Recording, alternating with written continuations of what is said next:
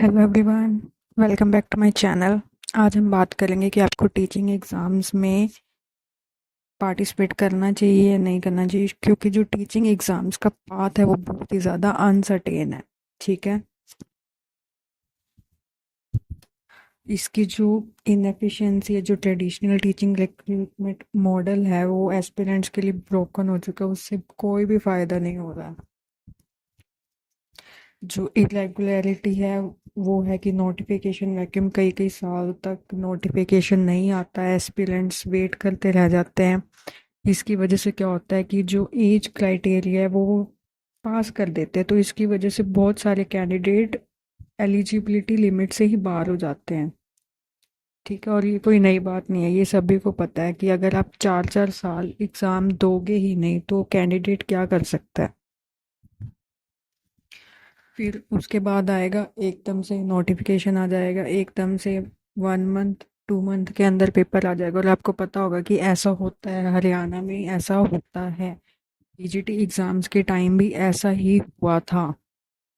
ठीक है, तो इसमें एस्पिरेंट्स क्या होता है कि जो अच्छे एस्पिरेंट्स होते हैं कि हो सकता है वो उस टाइम पे वो ना तैयारी कर पाए, हो सकता है कोई कैंडिडेट काफ़ी लंबे समय से तैयारी कर रहा हो लेकिन उस दौरान वो तैयारी ना कर पा रहा हो, तो इससे बहुत ज़्यादा नुकसान होता है।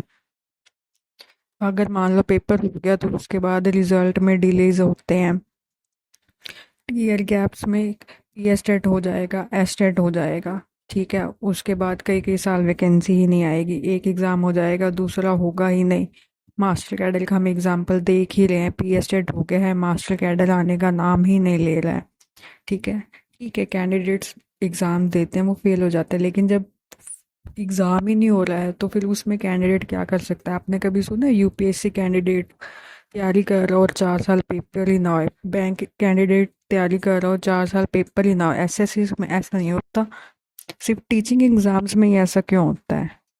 ठीक है, तो प्लीज़ सब लोग मिलके आवाज़ उठाएं। आप लोग देखते हैं यूनियन इतना कुछ कर रही है लेकिन फिर भी 4 साल हो गए हैं, कोई उसका रिजल्ट नहीं आ रहा है।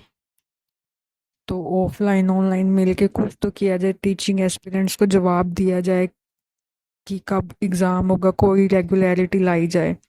ठीक है, इससे क्या होता है, जो प्राइम ईयर्स होते हैं स्टूडेंट, जब टीचर बनना चाह रहे हो उसके जो प्राइम ईयर्स है वो लॉस हो जाते हैं। ठीक है, वो तैयारी करता है, पेपर नहीं होता है, फिर वो उसी लूप में फंस के रह जाता है। अगर वो प्राइवेट सेक्टर में जाता है तो फिर हो सकता है कि अपॉर्चुनिटी मिस हो जाए।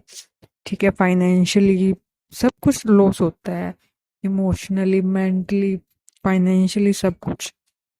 और लीगल रिस्क हो सकता है कि आपने पेपर दे लिया, सब कुछ हो गया, कि फिर कोई केस हो जाता है, कुछ ना कुछ हो जाता है लीगल।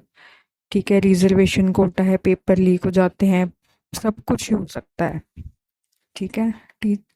अब देखो वो तो अपनी अपनी वो है कि आप गवर्नमेंट सेक्टर में जाना चाहते हो, प्राइवेट सेक्टर में जाना चाहते हो। ठीक है, गवर्नमेंट में ये है कि आपकी परमानेंट आ जाता है, प्राइवेट में आपको आप जल्दी कर सकते हो, लेकिन अगर गवर्नमेंट एग्ज़ाम हो गए ही नहीं तो फिर आपको प्राइवेट में ही जाना पड़ेगा।